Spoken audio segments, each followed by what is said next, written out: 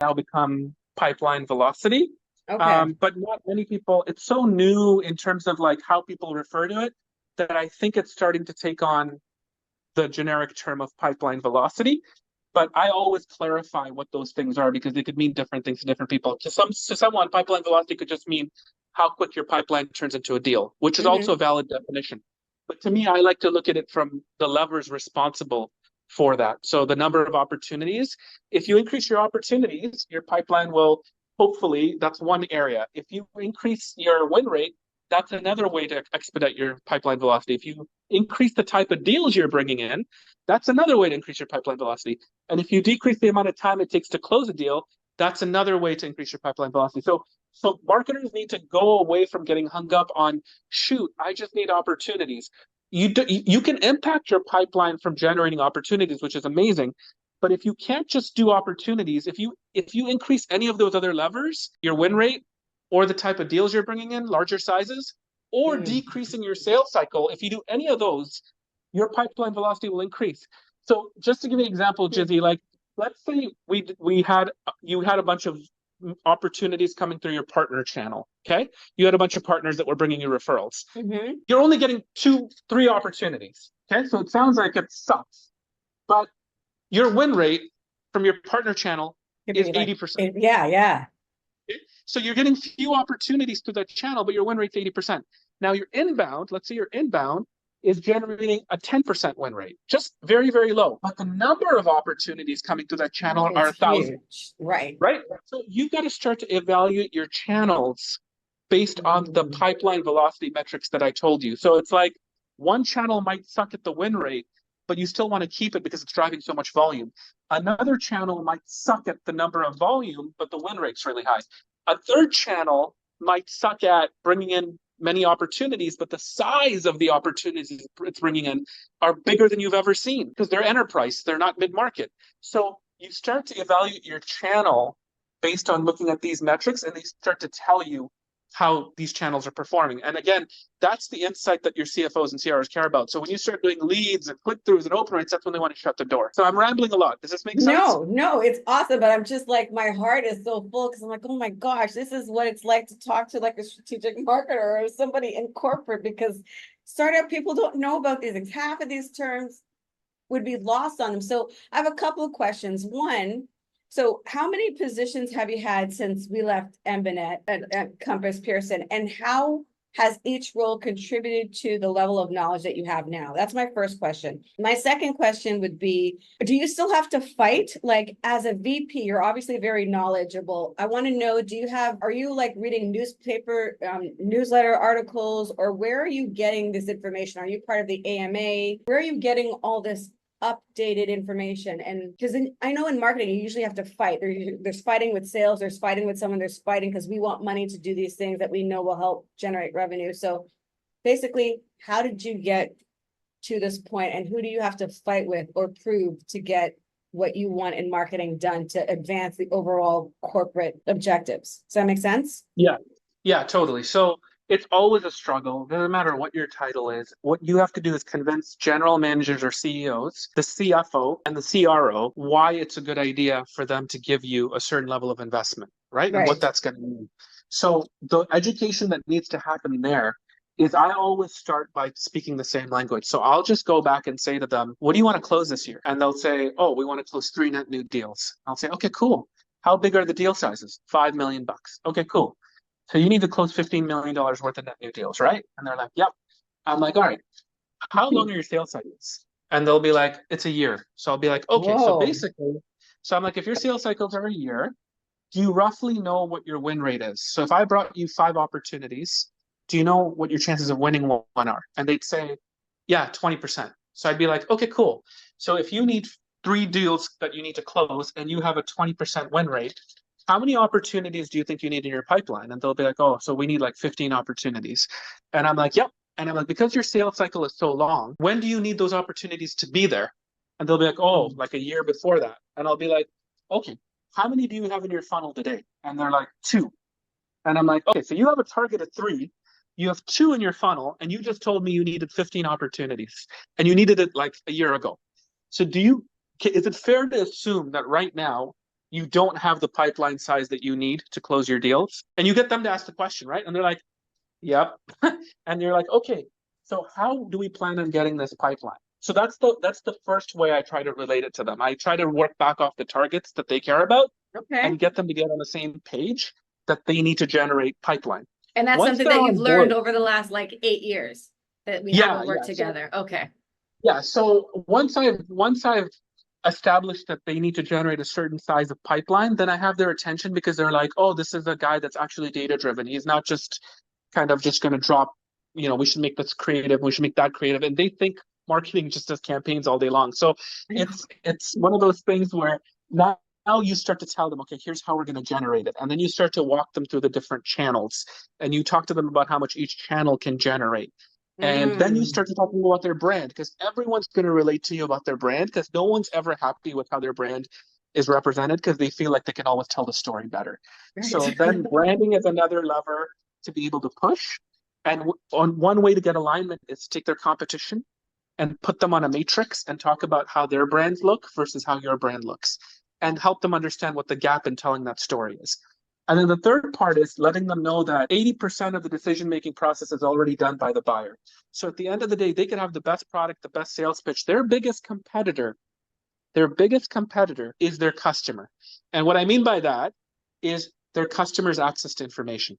So today it's a shift in thinking. When you think competitor, you think, oh, who's my biggest competitor? But if you really think about it, your biggest competitor is actually your customer's access to information, because they self-select who they want to talk to. Yes. So you can have the best pitch, you can have the best product. If you can't get in front of them, you're never going to be able to make that sale. So at the end of the day, you can't talk to them. And if you can't see them, how the heck are you supposed to sell them? And so that's where the brand becomes key, because your brand is going to amplify what you stand for and why you're different. Everybody sells software. Software does the same thing.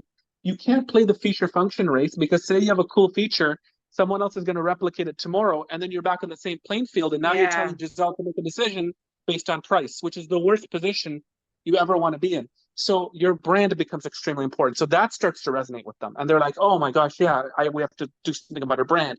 So once you start to get those conversations going, then it's easier to start to build that case. So that's how I start. It's the misalignment from their growth targets and aligning on the language, figuring out how they feel that their business is being perceived in the market, and helping them understand that what they need to close those deals and why their brand is going to be an impediment if they don't start taking that seriously. And then that starts to get more conversations going. Now, where did I learn some of this stuff? So like, how do you keep yourself up to date and current? Because I mean, I go to masterminds, but they're not for corporate. So like, what corporate conventions, where are regular VPs? Like, what are you guys going to? Yeah, Jizzy, I honestly suck at keeping up with stuff. Like, I barely attend podcasts and all of that. Like, I have a list of things that I want to do and I never do it. I'm just suck like that from an admin standpoint. So part of what I've tried to do in learning this stuff is the alignment of the language and all of that stuff.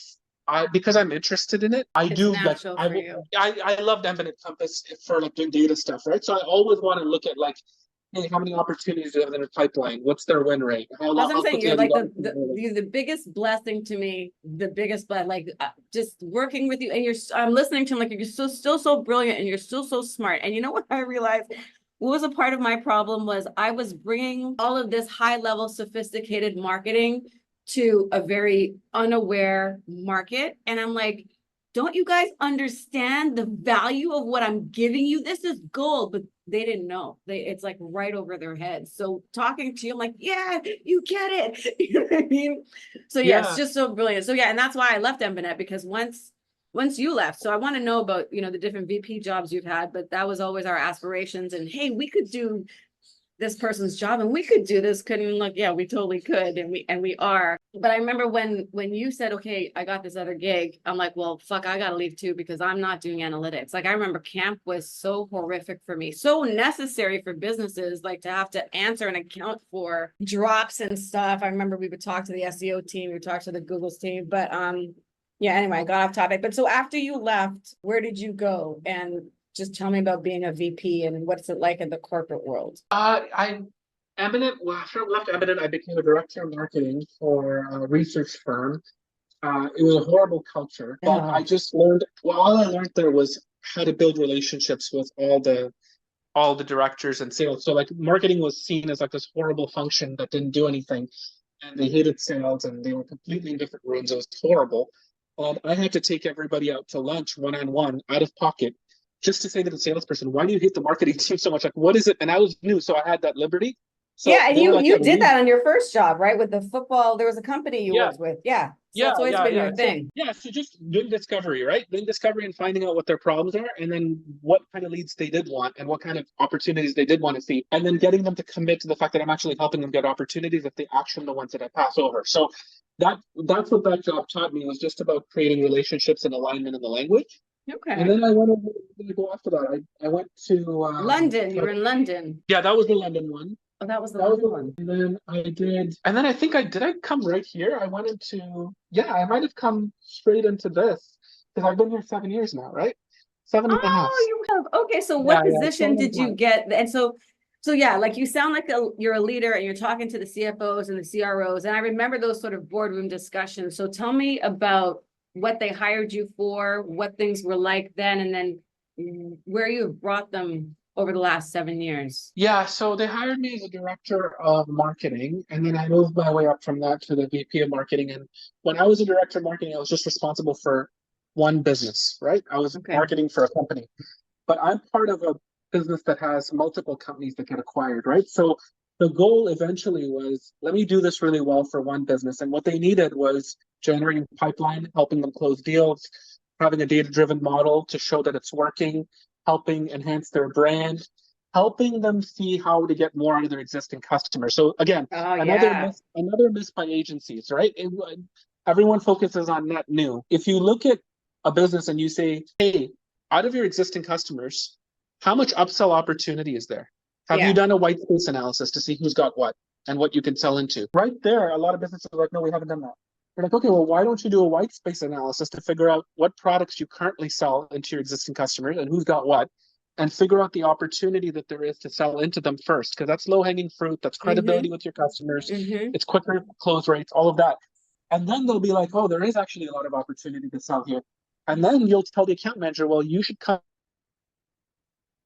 to me with a number that you can now commit to because you know your accounts, and tell me how much more share of vault that you can grow from these existing accounts. So my point of this is just, a lot of people focus on net new, but there's so much low hanging fruit that you can provide as a consulting fractional CMO to just come in and say, we're not just doing net new. We're going to look at your entire business. We're going to look at your brand. We're going to look at your market, your addressable market.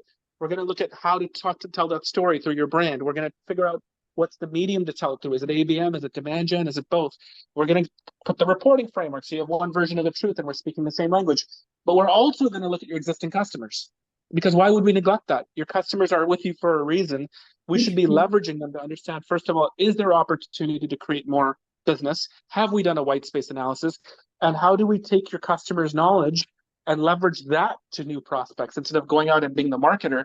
People like to hear from customers. When I always see the businesses, and I've stolen this from someone somewhere, I heard it, but I like the saying. It was something about what's unique to you, what's important to your prospect, and what's defendable by your customer.